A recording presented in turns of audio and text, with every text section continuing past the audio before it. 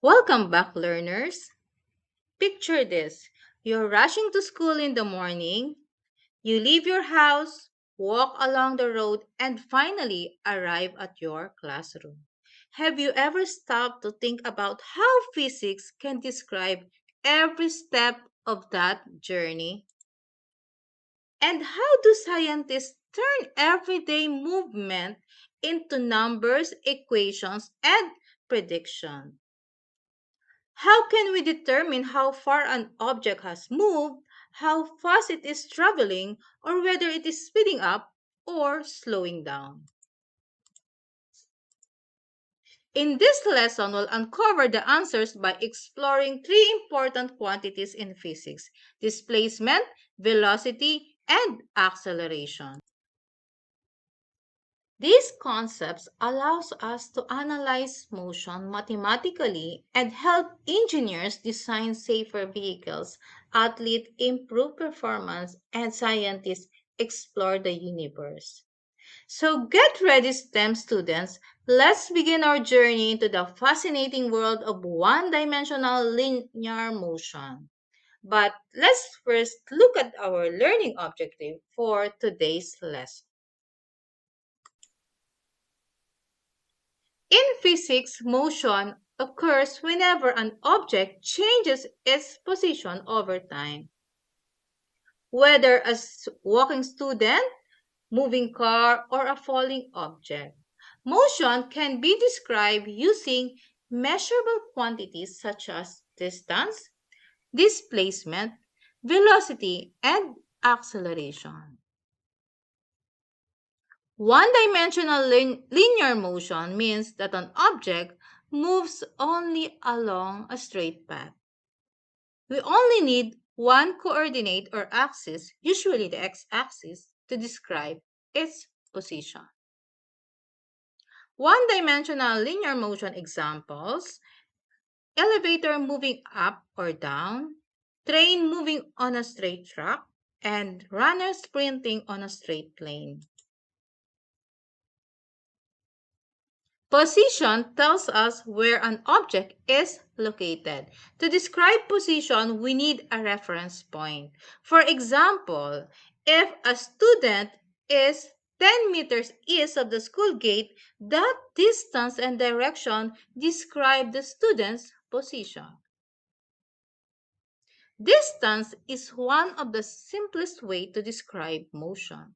It refers to the total length of path traveled by an object regardless of direction.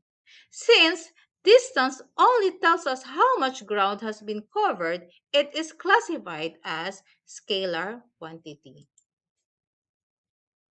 This is an example of a scenario that shows distance. If Patricia walks 30 meters to a store and then 20 meters to her friend's house, the total distance she traveled is 50 meters. Displacement is different from distance because it considers direction. It tells us how far and what direction an object is from its starting point. So imagine Patricia walks 30 meters east to a store and then walks 20 meters back toward her house. Even though she traveled a total distance of 50 meters, her final position is only 10 meters east of where she started. Therefore, her displacement is 10 meters east. Notice that displacement depends only on the starting and ending position, not on the path taken. Distance and displacement are often confused. To sum up, distance measures the total path traveled, while displacement measures how far and in what direction an object is from its starting point. Understanding motion helps engineers design safer vehicles, athletes improve performance, and scientists analyze the movement of objects in space. Velocity tells us how fast an object changes its position, and in what direction. Unlike speed, velocity includes direction. So let's have an example of velocity. The cyclist's velocity is 5 meters per second east. This means that every second the cyclist changes position by 5 meters toward the east. Many students think that speed and velocity are exactly the same, but in physics they have different meaning. Speed tells us how fast an object moves regardless of direction. It is calculated using the total distance traveled divided by the time taken. Velocity, on the other hand, tells us how both fast an object moves and the direction of its motion. Instead of distance, velocity uses displacement. Okay, let's consider this example. Suppose a student walks 50 meters east from point A to point B and then returns 50 meters west back to point A. The total distance traveled is 100 meters. So, if the entire trip takes 20 seconds, the student's average speed is 5 meters per second. However, since the students ends up at the same position where they started, the displacement is zero. Therefore, the average velocity is also 0 meter per second. This is an example that shows an object can have a non-zero speed while having a zero velocity. Physicists and engineers follow a systematic process when solving problems. These patterns help avoid mistake and ensures correct solution. So let's have an example problem number 1 for displacement. A high school student starts at position 3 meters and moves to position 18 meters along a straight path. Find the displacement. Okay, now let's solve the problem involving displacement. First, let's identify the given quantities. The initial position, which is represented by x sub I, is 3 meters. The final position, which is represented by x sub f, is 18 meters. Our goal is to find the displacement that is represented by delta x. To calculate displacement, we use the formula. Displacement equals the final position minus the initial position. Substituting the given values into the equation, we have delta x equals 18 meters minus 3 meters. Now, subtract 3 meters from 18 meters. This gives us that delta x equals 15 meters. Therefore, the displacement of the object is 15 meters. This means that the object position changed by 15 meters from its starting point in the positive direction. Remember that displacement describes the change in position from the initial location to the final location, and it includes direction. Okay, so let's have example problem number 2.